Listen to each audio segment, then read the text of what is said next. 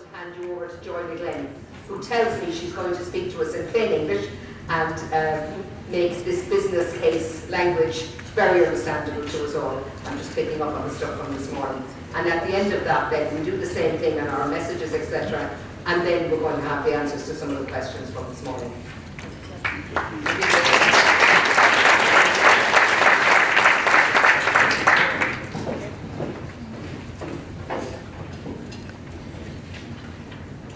Okay, how is that sounding? Yep. Yeah, okay. So, my presentation seems to have grown legs. I haven't pressed anything, sorry. And it's just going. No, it's still going by itself. Yeah. Okay. I'll talk very fast. So I'm delighted to be here to talk about the process that we've been through in Dublin North City to develop what's called a market position statement. And this is obviously very much part of our commissioning agenda in TUSLA, and a lot of our money goes out to the community and voluntary sector. And we do need to have a good strategy about how that money is spent and the governance that we have over that money. And so what I'm going to talk about today is the outline of the market position statement, talk a little bit about what we've done. I have to manage this row of presentation. Talk a little bit about our market position statement. It'll really be a whistle-stop tour, and then talk about the next steps. So any discussion about commissioning needs to consider better outcomes, brighter futures. And so most of you will be familiar with this slide, which sets out our ultimate outcomes for children and how we do that in terms of the transformational goals. And for us, in terms of commissioning, it's very much about supporting parents, early intervention and prevention, and ensuring quality services. So the framework that we're using in general for our commissioning approach comes from better outcomes, brighter futures. So the principles that TUSLA has in terms of commissioning is that we are prejudicing early intervention and prevention. And that means at high, medium and low. So that means that we're preventing children from coming into statutory services by using metal, but also at the higher end, we want to try and prevent children from being on child protection plans, coming into care, children who are in care, going to residential care. So it's across the whole continuum. That we will be using evidence-based programs where possible, so that maybe parenting programs are also it's okay. So we want to be able to use evidence-based parenting programs, and also when we're doing individual work with children, that we're using maybe play therapy or particular models of care, that we take into account the differences that there are in local markets, that providing services in Dublin North City, which is solely urban, is completely different to providing a service in a large rural area, and we need to take that into account when we are planning our commissioning. We don't want to have all big providers, and we acknowledge that some local small providers are doing really good work in a local area. So while we do have a lot of big providers, and I think the top 10 providers do get most of the money, so people like Bernardo's and the Daughters of Charity, Feroiga, are important, but we don't want them to be the only providers in the market. And the last one, which is really brings in the market position statement piece, is that there needs to be capacity building with our stakeholders. So they need to understand what it is that we want from them, and we need to work collaboratively with them so that they know what it is that we are asking of them. So, what is a market position statement? Without getting too caught up in the language, which I might come to in a while, this is my interpretation of a market position statement, having been through a process over the last 8 months. So it is a written document, and it outlines what the needs are in an area, and it's based on good analysis of the available information that you have about your area. And it identifies what services are currently there, and also what gaps there are to meet those needs. And also trying to look forward to see, well, what is the situation going to be like in 5 years? Are we going to have lots of adolescents in 5 years? So it's really trying to have a little bit of kind of future proofing. And it's a working document that we do in consultation with our partners. and it's an opportunity for us to share information with them about what the pressure points are in our system.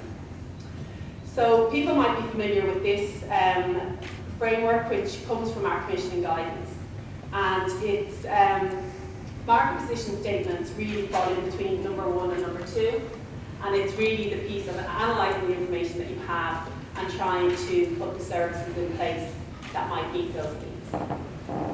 So what we have done in Dublin North City to develop our market position statement, some of you may have been at the workshop that we had at this conference last year, which the Institute of Public Care, who are part of Oxford Brookes University, did an afternoon session with us about market facilitation.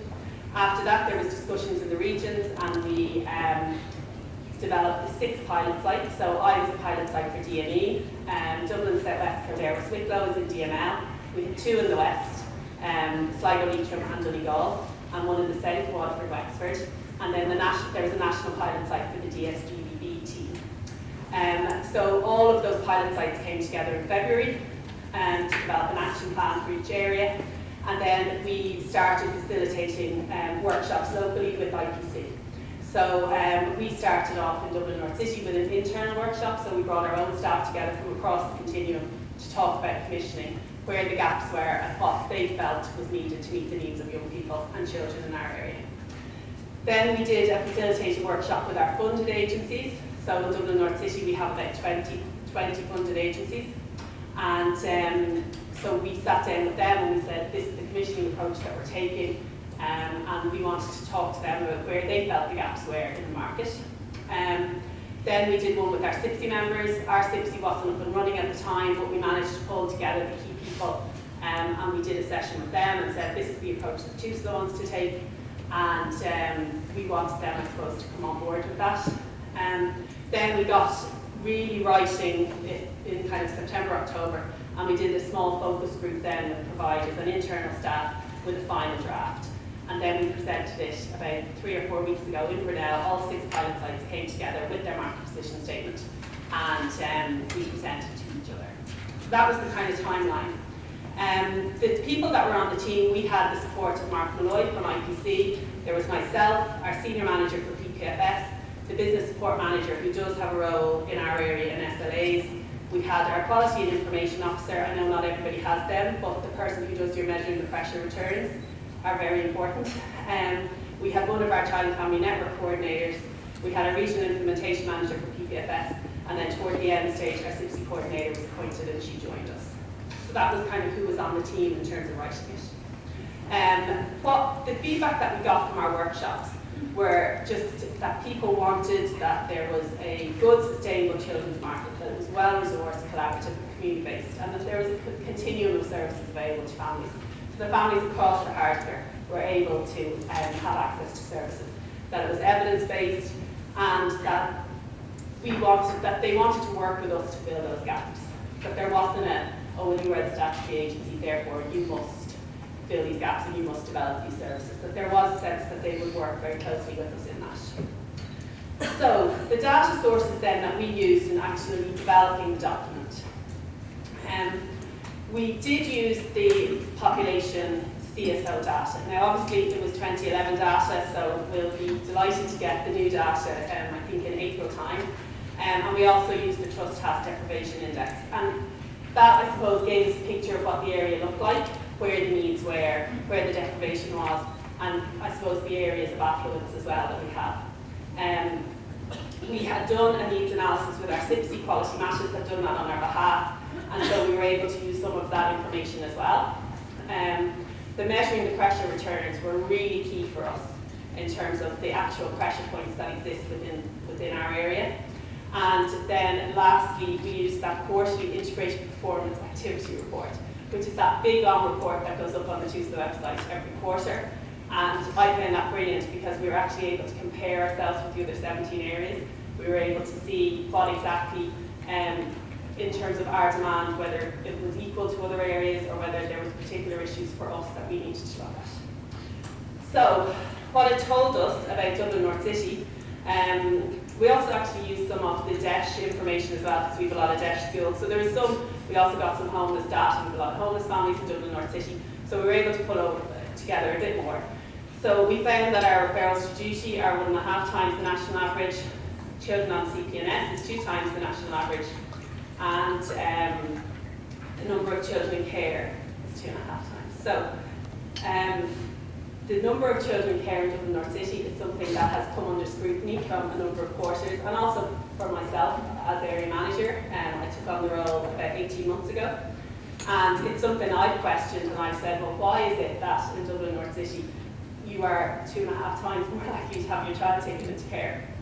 So we decided to focus a bit on the data that we had about our children in care, and we looked at all sorts of things like ages that children came into care, reasons for coming into care, gender, and we looked at admissions to care over the past 3 years to see what it was telling us.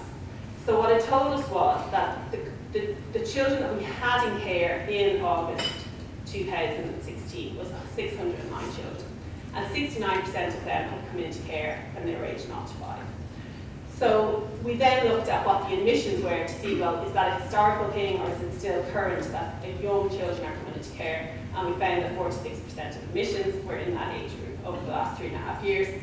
And then we looked at the reasons for admission, and we found 86% of children were coming into care because of neglect, parental addiction, or parents unable to cope. So that's all, I suppose, in the neglect family. So I suppose that pointed us in a particular direction. So this is some of the graphics that are actually in our market position statement. So what it has been telling us is that we really do need intensive supports for children aged 0 to 5. We're lucky in our area that we have 4 ABCs, like Noel was describing, Preparing for Life. We have 4 of them in our area. Unfortunately, they just weren't intensive enough to catch the children who were needing admissions into care. So we felt we need to target that particular area. And then because it was an issue in relation to neglect, we know that that's not something that TUSLA can solve on its own. We are going to need buy-in from all of the services. And so our CIPC is going to be really key to that. So we talked about what is available to us in terms of the services. And obviously, as I said, we do have 6 child and family networks in place. And so we have a lot of services that are operating around level 2 and 3.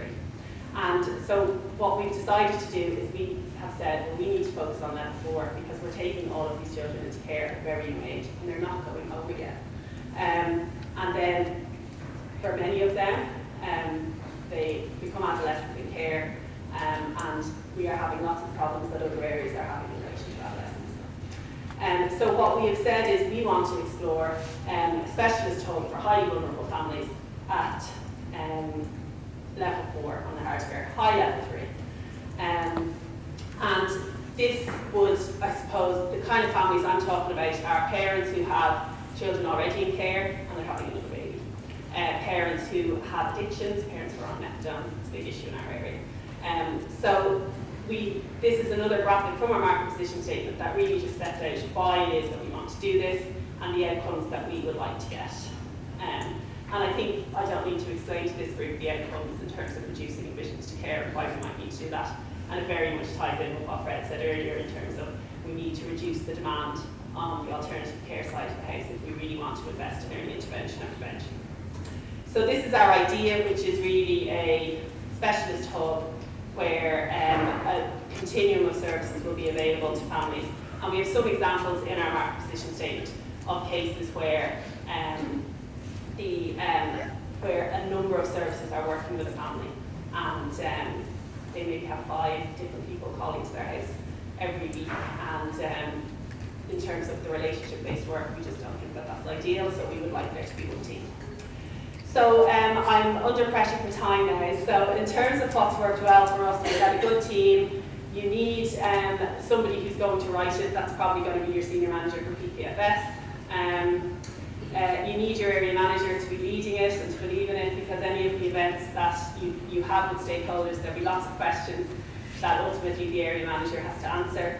And then obviously having the IPC support built confidence for us and capacity in terms of what we know about commissioning. The challenge is where, getting all that data and having somebody to process it for you is difficult. We found that the voice of the service user is not particularly strong, and I think that's something generally we need to look at, particularly in service design. and we had some staff changes through the process. And then the language of market position statement was a challenge for some people. And really, I think we may change that name, and Evian, I know, has a working group, and one of the things that they're looking at is whether there's a different term we can use. Really, it's a local commissioning plan to look at the needs and gaps of services in the area. So what's next for us? We have one last event on the 28th of November, then we will be publishing, and we also want to have a local commissioning manager, because in our area the PPFS piece is quite a large piece because of the number of staff that we have on that side for various reasons. So I want to have a local commissioning manager, so I'll be looking at reconfiguring. And then it's a process of working with our partners to see, can we get this off the ground? So it's the very much the start of a journey. And then nationally, we'll be publishing all 6 market position statements. It's going to the senior management team for sign-off. There is a new commissioning strategy in draft, and there's also a toolkit in draft. And then the regional implementation managers and the area managers from the pilot sites will be supporting their colleagues in the regions to develop these. And certainly, having been part of this, I'll be very happy to go out and help others with their events, etc. So that's it.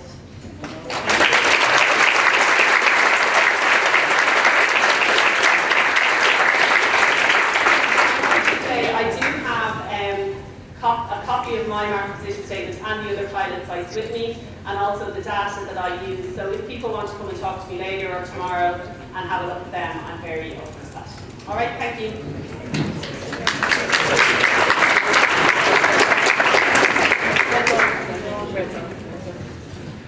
Thank you very much, Joy.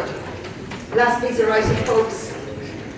What key message did you hear from Joy, and what remains unanswered for you? And both Joy and Noel have said to me that they will be around this evening and tomorrow. They're very happy for anyone to come talk to them and to ask them, put any questions to them, and they will endeavour to answer them. So if you do your last little bit of writing now, and key messages and what remains unanswered, please. What I heard from Joy, just to sum up my understanding of it, was what data collection points they looked at, and the importance of understanding the data that's in front of you, because that's, I think, can be often the problem for us. So she talked about the needs analysis and measuring the pressure, and then using that data to really simply, I suppose, tell them, to clarify what they need in that area. And the fancy title I understood from that then is the market position statement. But it's basically saying, what is it that we need in this area, in my area? And I'm impressive again, young children come into care for all of my social work life. All of the research was children came into care majorly at 2 points, very young, or the older age group, the teenage age group. And again, we know that if children stay in care for longer than 6 to 12 months, the chances are they're likely to remain in care. Not in every single situation, but the overall factors were always like that. And for most of us, we know that though the outcomes for children in care can be extremely good, and some children do extremely well, but for some children, that's not where they should be. But if we're not offering the kind of intensive supports, together with our colleagues in other professions, I have to say, then that's not going to happen. So that's the importance, again, she spoke about the specialist services that are needed for the younger children if we are going to support their families, to care for them fully and safely, which is what we have to do. And talked about the importance of what you described as a specialist hub and the need for multidisciplinary teams, not a whole range of individuals going into families, because again we know from research that families can be completely overpowered by minding our needs, the needs of the professionals going into them, rather than us supporting parents to do their job as well.